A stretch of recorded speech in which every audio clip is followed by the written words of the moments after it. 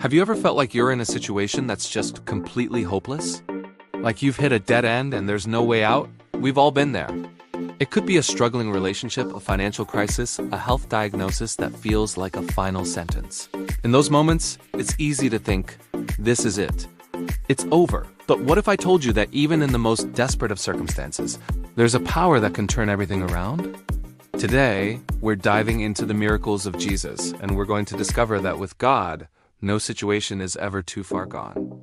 Let's start with a story that perfectly illustrates this. Imagine a man named Jairus. He's a synagogue leader, a respected figure in his community. But his status means nothing when his 12-year-old daughter is at the point of death. He's desperate. He falls at Jesus' feet, begging him to come and heal her. Jesus agrees, and they start heading to his house. But on the way, they get delayed. A crowd is pressing in, and a woman who had been sick for 12 years touches Jesus' cloak and is instantly healed. It's an amazing moment. But for Jairus, every second of delay must have felt like an eternity. And then, the worst possible news arrives. Someone from his house comes and says, "Your daughter is dead. Why bother the teacher anymore?" Can you imagine the gut-wrenching despair? The one glimmer of hope he had is gone. It's too late. The story should end there. But it doesn't. Jesus turns to Jairus and says something profound. Don't be afraid. Just believe. He tells everyone to leave, takes the girl's parents and a few disciples, and walks into the room where the child lies. He takes her by the hand and says, "Little girl, I say to you, get up." And she does. She gets up and starts walking around. This wasn't just a healing, it was a resurrection. It demonstrates a powerful truth. Our too late is never God's too late. Our dead ends are His starting points. When we think the story is over, He's just getting ready to write a new chapter. That financial problem that seems insurmountable. That relationship that feels broken beyond repair. That dream that feels like it died years ago. God can breathe life into it. This story teaches us that His power isn't limited by our circumstances or our timelines. Now, let's look at these miracles from a different angle. It's easy to see them as grand displays of divine power, and they certainly are. But they are so much more than that. Every miracle Jesus performed was dripping with compassion. He wasn't just showing off what He could do. He was showing how much He cared. Think about the story of the 10 lepers. In those days, leprosy wasn't just a physical disease. It was a social death sentence. Lepers were complete outcasts, forced to live in isolation, yelling, "Unclean," wherever they went so people would stay away. They lost their families, their homes, their identities. So when 10 of them see Jesus, they cry out from a distance, "Jesus, Master, have pity on us." What does Jesus do? He doesn't lecture them. He doesn't recoil in disgust. He simply tells them, "Go, show yourselves to the priests." As they went, they were cleansed. Their skin became whole. Their disease vanished. But the miracle was more than skin deep. He didn't just heal their bodies. He restored their lives. He gave them back their families, their communities, their dignity.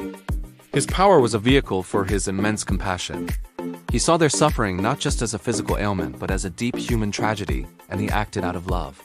This is a crucial lesson for us. When we pray for a miracle, we're not just appealing to a distant, all-powerful being. We're talking to a compassionate Father who sees our pain, understands our heartbreak, and is moved by our situation. His power is always intertwined with His love.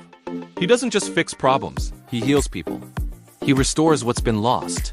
He cares about the details of your life because He cares about you. So, we've seen that no situation is beyond God's reach, and that His miracles are born from compassion. But there is a third element that is present in almost every miracle story: the activation of faith through action. Faith isn't a passive feeling, it's an active choice. It's a verb. Let's go back to the woman who was healed in the crowd on the way to Jairus' house. She had been bleeding for 12 years.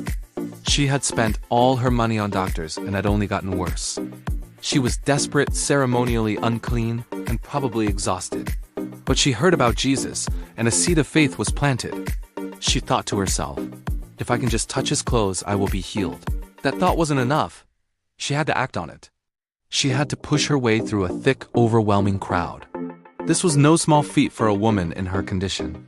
She had to risk being jostled, maybe even trampled. She had to reach out, extend her hand, and make contact. Her faith propelled her into action. And the moment she touched his cloak, power flowed from Jesus, and she was healed. Jesus felt it and asked, "Who touched me?" He wasn't looking to scold her. He wanted to commend her. He tells her, "Daughter, your faith has healed you. Go in peace." Her faith wasn't just a belief in her head. It was a desperate, determined movement toward Jesus. It's the same with the 10 lepers. Jesus told them to go show themselves to the priests. Now they were still lepers when they started walking. They had to take a step of faith asterisk before asterisk they saw the result. What if they had said, "Well, we'll go once we're clean"? They would have stayed lepers. Their healing happened asterisk as they went asterisk. Their action, their obedience, activated the miracle. What does this mean for us? It means our faith needs legs. Praying for a new job? That's great. But faith in action means also updating your resume, sending out applications, and networking. Praying for a relationship to be healed? Faith in action means being the first to apologize, seeking counseling, or choosing to speak with kindness. Faith is trusting God enough to take the first step, even when you can't see the whole staircase. It's doing what you can and trusting Him to do what you can't. So let's bring it all together. The miracles of Jesus teach us 3 incredible truths. First, that no matter how dire, how final, or how too late your situation feels, it is never too far gone for God. He can bring life from death. Second, His power is always motivated by deep personal compassion. He doesn't just see a problem. He sees a person He loves. And third, faith is a catalyst. It's an active force that we release through our actions, our obedience, and our determined movement toward Him. Whatever you're facing today, hold on to these truths. Your story isn't over.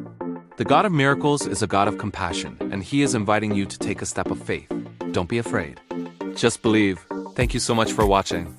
If this message encouraged you, please give it a thumbs up and consider subscribing for more content like this.